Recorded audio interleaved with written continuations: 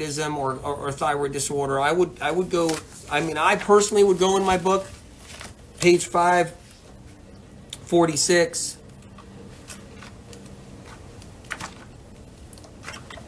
and thyroid condition section right here. The true cause thyroid condition, one or more of the over 60 varieties of Epstein-Barr. That's the thyroid condition out there that's happening. People think, people think that the breast implants is the reason for everything they're going through.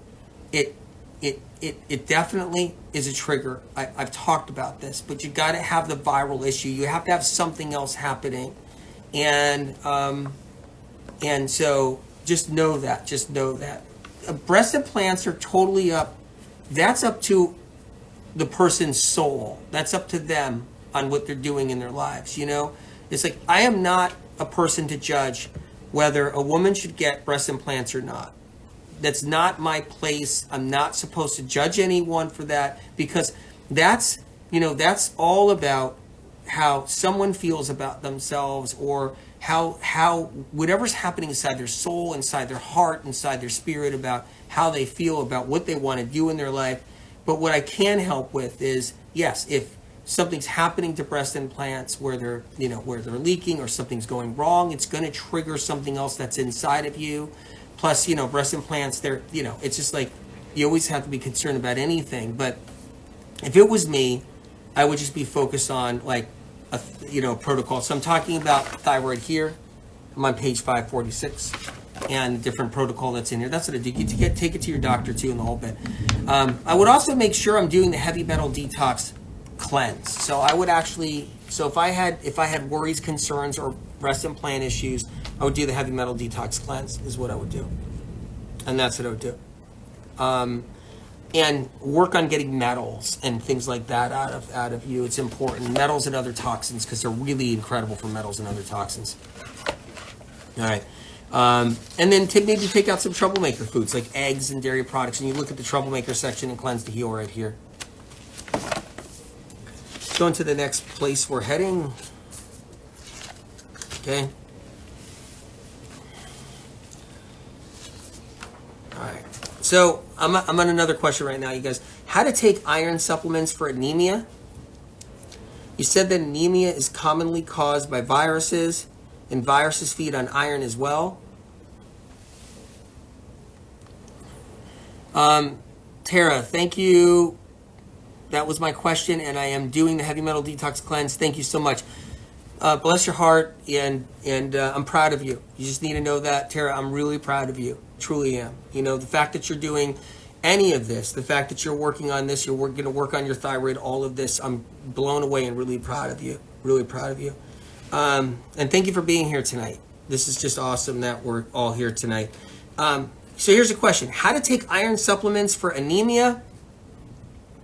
You said that anemia is commonly caused by viruses, and viruses feed on iron as well. Yes, viruses eat iron. That's why somebody's iron goes low. That's how we go anemic. Viruses feed off iron, so we go anemic. Not all viruses feed off iron, but many of them do. Science and research doesn't know viruses feed on iron. Iron lowers. So the question is how to raise low iron levels so as not to feed viruses. How to raise low iron levels so not to feed viruses. It's not always enough if the iron level is very low and you need to quickly raise it. So the question is how to raise low iron levels so as not to feed viruses. Okay, so let's talk about this a little bit. So you obviously know this. Low iron isn't the biggest problem here. So that's not the biggest problem unless it's like drastically low, where it's scary low. Your doctor's like, oh my God, look how low it is. Here's what I've always told people that have come to me for the last 30 years, 35 years in the past and all that, is I always say, well, ask your doctor questions. Always ask your doctor questions. A lot of people are afraid to ask their doctor questions. I mean, I've seen this for years. And I've always been the person to say to people, ask your doctor questions. You're like, well, I can't ask my doctors too many questions because they get short with me, or they can't answer, they don't want to answer. It just doesn't matter. You ask questions. And You ask your doctor, like, how low is low? Like, how low is low? Like, what's your opinion? What's your professional opinion, doctor? And all these things. There's a lot of doctors be like, okay, yeah, your iron's low, but yeah, you're getting by, you're doing okay. So I'm saying that it's not really the main issue when it comes down to it. What the main issue is, I mean, unless your doctor's like, whoa, this is so low, it's so off the charts, we got to do something drastic, whatever it is, to get the iron back up. But the low iron isn't the biggest problem here. You can live with low iron. Many people do. The low iron is not what is causing symptoms, and that's another thing, unless it's rock bottom. Low iron doesn't cause all the symptoms. There's people out there with fatigue. There's people out there with fatigue. See, it's the viral issues that cause the symptoms, okay? There's people out there with brain fog, anxiety, aches and pains. They have low iron. But supplementing with iron doesn't fix these problems. Okay, so people with fatigue, tingles and numbness, aches and pains, migraines, back pain, trigeminal neuralgia, tingles and numbness, I think I said that one, tinnitus, the brain fog, all these things, or different conditions, Lyme disease, RA, eczema, psoriasis, and low iron, you fix the iron, and it's not actually fixing this. It's not actually fixing these things. These are all still here. All these symptoms are still here. So what's that about? Okay, so let's go into this. So a lot of cases, raising the iron and raising it makes symptoms worsen. And doctors are like, I don't understand why symptoms are worsening. We're getting your iron levels up to par, but your symptoms are worsening because what happens is with iron is, like I said, it could potentially feed viruses. So it's something to know. It's something important. So what I would focus on is antiviral. It's like you kill off viruses. Go to your doctor and be like, how do I kill these viruses off? You kill off viruses. You find your list. But I would take the book. I would take the book to your doctor if you want and talk to him about it. But you find your symptoms. So here's what I would do. So say if I was somebody that had really low iron or low iron, I wouldn't focus on the low iron aspect like in the book so much in Cleanse Heal. I would focus on the symptoms I'm living with. So unless you have no symptoms and you're low iron, and that can happen too, where you have no symptoms and you're low iron. You can have that where you're not getting the viral symptoms yet, but you can get them later on. But what I would do so say I had fatigue. I would be focusing on fatigue is what I would be doing. Is focusing on fatigue. I would even consider going to the autoimmune protocol in Cleanse to Heal. So I would even consider going to the autoimmune protocol in here if I had low iron. Okay? And I would bring foods that have more natural iron in them. I would bring foods in that have more natural iron in them. I bring in some barley grass juice powder, make sure it's the right kind. That's why I have the directory and the whole bit. Go in the supplement section. I would bring in antivirals, but here's what I would do. I would bring in more leafy greens. I would bring in wild blueberries. I would bring in raisins. If you want, I can bring in barley grass juice powder, spinach, kale, parsley. I would bring these in because they have more iron in them. So that's one thing I would do. Perfectly fine, you can do that, okay? If your iron's really low. But I would focus on the symptoms I'm dealing with. Am I dealing with fatigue? Am I dealing with anxiety? Am I dealing with brain fog? Am I dealing with depression? Am I dealing with real low energy? Am I dealing with some kind of tingles and numbness? Am I dealing with aches and pains? Am I dealing with something else? That's what I would focus on and be like, whoa, okay, let me go to those places. Let me go to those spots.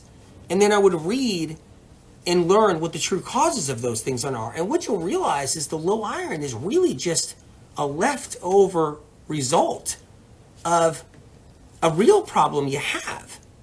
So if you had a thyroid problem and low iron, I would focus on the thyroid problem. And when you find out, hey, wait a minute, thyroid problem is viral, and I got to start working on that, yeah, well, the iron problem is viral.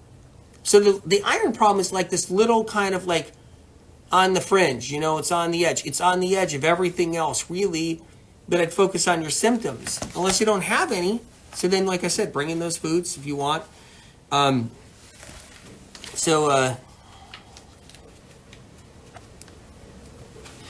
reading some comments on here too. Anything with the eye stuff, I totally would go in the book. I've got so much eye information in here. And, with the eye stuff, there's so much you can do. So take a look at that. Bring that to your doctor if you want to, the whole bit.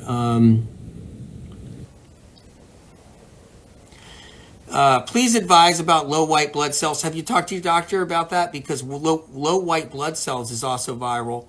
Lymphocytes, basophils, monocytes, neutrophils, low white count, all of that. Your doctor will tell you. I mean, he's got to know that.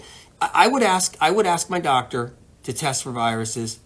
I would ask my doctor to test for, your doctor might not know that. That's actually medical medium information about all the low white blood cells. I mean, a lot of times they have no idea. That's probably what, but I would go to them and be like, look, can you check for viruses? Can you check me for HHV6? Can you check me for cytomegalovirus, simplex 1? Can you check me for shingles? Can you check me for any of these? So that's what I would do personally. Foods that help recover from Bell's palsy. Yeah, Bell's palsy is, you go into the shingle section of the book. Bell's palsy, go in the shingle section of the book. I just started following you, and I'm in the process of and I'm in the process of an eczema diet where I'm eliminating foods that cause flare-ups for the most part. It's helping. I'm glad it's helping. That's a great start, but I'm not fully healing. Are you doing the heavy metal detox cleanse or the heavy metal detox smoothie or anything? Are you doing enough celery juice? Are you doing anything like that? There's people in the community, medical medium community too. You guys are all amazing. A lot of people that are seasoned. They've healed their eczema. I mean, actually thousands, countless people now are healing their eczema. And I'm glad you're in the community working on that. Got to get the copper out. Look at the eczema section. There's also supplements in there you can take to your doctor if you want to talk to your doctor about it. Celery juice. Are you doing the celery juice? How much celery juice are you doing? All of that. So all these things, so I'm in Cleanse to Heal book. Everything I'm talking about is Cleanse to Heal book. Okay. I finished 9 days. Do you recommend buckwheat? No, because buckwheat, first of all, buckwheat sprouts they can aggravate a nervous system. I'm not a big buckwheat fan. It's a type of gluten in buckwheat. I'm not millet. If you want something like a grain, I'm a millet fan. Millet. So just letting you know.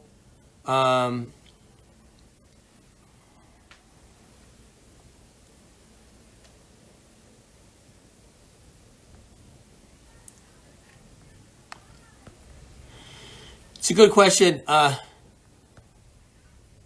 So Rocky, why do some people have sediment in their pee while detoxing? Does this have anything to do with lymphatic system and so forth? What happens is when you have all this stuff built up in your liver and you start cleansing, you cleanse the right way. It depends. If you cleanse the wrong way, it's another story. But you cleanse the right way and you start discharging some of that stuff out. Your kidneys want to flush it out. You end up peeing it all out. And your body encapsulates some of it too. You'll see anything from red blood cells in there. You'll see other types of cells in there. That's normal with how the body encapsulates viruses, bacteria, everything else. And, okay. You're on the right path. You can talk to your doctor about it if you're concerned or anything. All right, I'm running out of time, you guys. I'm running out of time.